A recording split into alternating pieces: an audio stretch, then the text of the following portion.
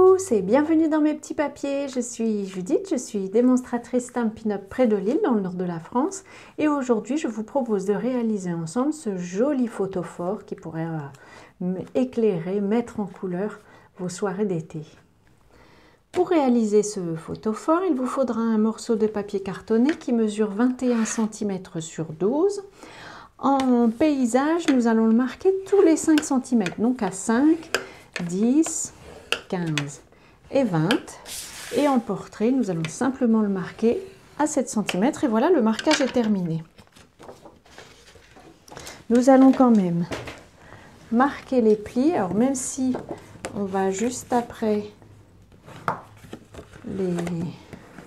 plus ou moins les écraser en les passant dans la machine de découpe, ça va quand même nous aider par la suite.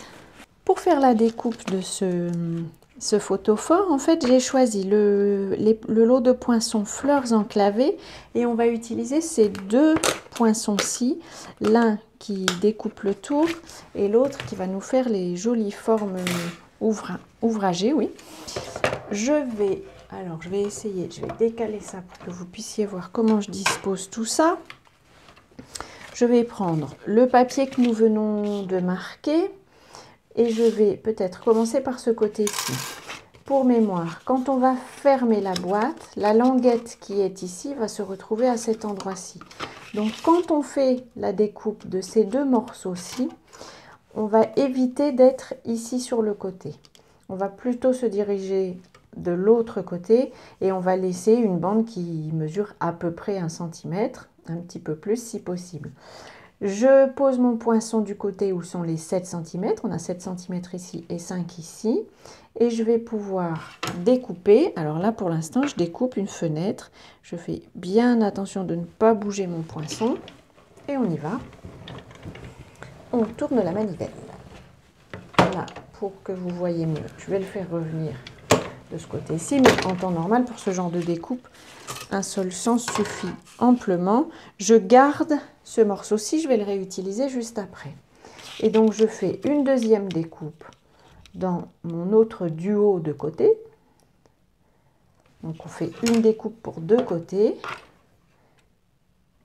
Et je repasse de la même façon dans la machine. Hop.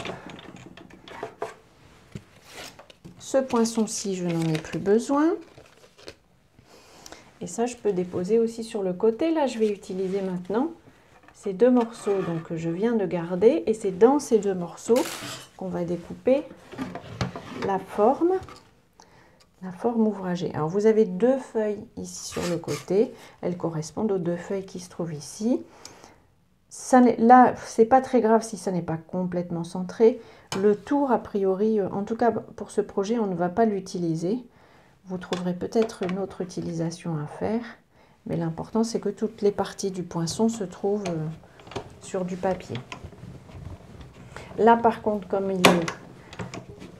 c'est une découpe très précise, un peu ouvragée, là je vais le passer forcément deux fois pour enlever les petits morceaux. J'ai ma petite brosse magique qui permet de tout enlever. Je vais faire la deuxième découpe et je vous retrouve. Je vous retrouve après avoir terminé mes découpes. Alors j'ai donc ma boîte dans laquelle les formes ont été découpées, une jolie forme ouvragée et puis un tour qui, pourquoi pas, pourrait servir si vous en avez envie. Et puis j'ai tout un tas de petits morceaux dont je vais probablement retrouver encore des exemplaires un peu partout pendant quelques jours, mais ce n'est pas grave. Je vais pouvoir maintenant à nouveau reformer les plis. Alors je dis reformer parce que comme je vous le disais, comme on a passé le papier dans la machine de découpe, ils ont été un petit peu écrasés. C'est pour ça que je les refais. Mais c'est mieux quand même de les faire une fois avant. Le deuxième pli est plus simple à faire, croyez-en mon expérience. On va aussi y poser un morceau de vélin qui mesure, on va dire 6,8 cm sur 20,8 aussi. En fait, j'enlève un petit peu à chaque fois pour que le papier se positionne, qu'il ne dépasse pas. Et en fait, plutôt que de faire des découpes sur le coupe-papier qui risque d'être pas forcément très simples à faire. Je vais les faire comme vous m'avez déjà quelquefois vu faire dans d'autres situations. Je vais les faire à l'intérieur de la boîte directement. Mais à chaque étape, je reprends mon plioir pour bien marquer le pli. Alors, j'ai ici un premier pli qui est fait. Je vais en faire un deuxième. Je me sers de la boîte elle-même pour marquer juste une petite marque comme ça sur mon papier. Et ensuite, je le superpose sur lui-même pour m'assurer que mon pli soit bien droit. Et puis, je vais vérifier que tout ça convient bien. Oui, c'est parfait. Je peux continuer. Hop, donc là, j'en suis à mon deuxième pli. Et je vais faire le troisième ici.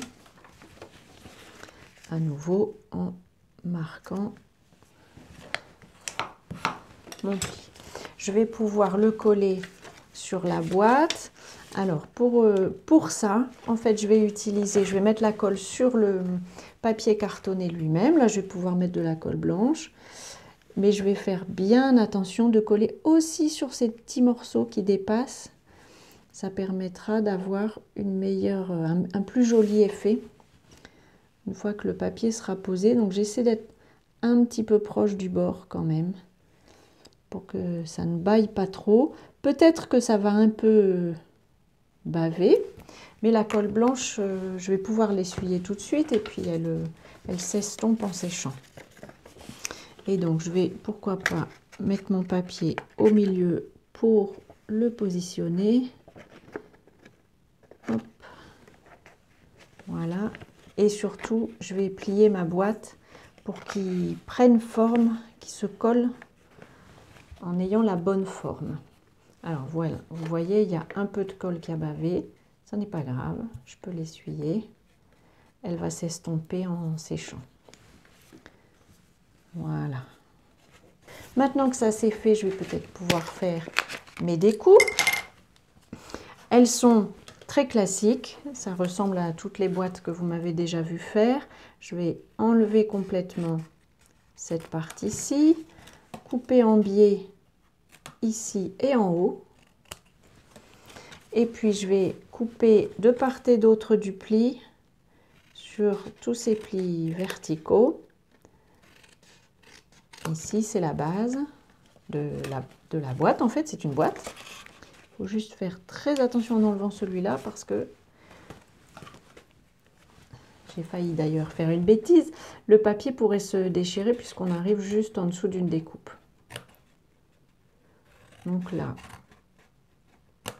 ça va être en dessous. Ça n'est pas très grave si votre découpe n'est pas droite. L'objectif, c'est vraiment de séparer les panneaux. Maintenant que tout ça est posé, je vais pouvoir ajouter cette décoration-ci. Alors, je vais cumuler deux adhésifs, deux colles liquides. Sur les grands espaces, je vais mettre celle-ci, la Tombow, parce qu'elle a une prise un tout petit peu plus rapide que la colle de précision. Mais sur les parties, sur le reste, je vais utiliser la colle de précision. Et là, je vais être un peu généreuse pour m'assurer que ça colle bien. Maintenant que ma décoration est bien encollée, je vais pouvoir la poser sur la boîte.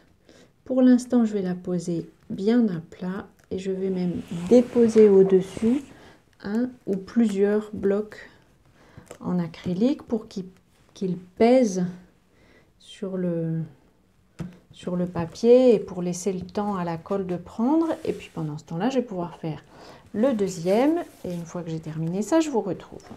Voilà, j'ai collé mes deux formes. Je vais maintenant pouvoir terminer la boîte. Alors, comme j'aime souvent le faire avec ce genre de boîte, je vais la coller avec de l'adhésif découpe facile. Parce que c'est un adhésif qui tient très bien. Hop.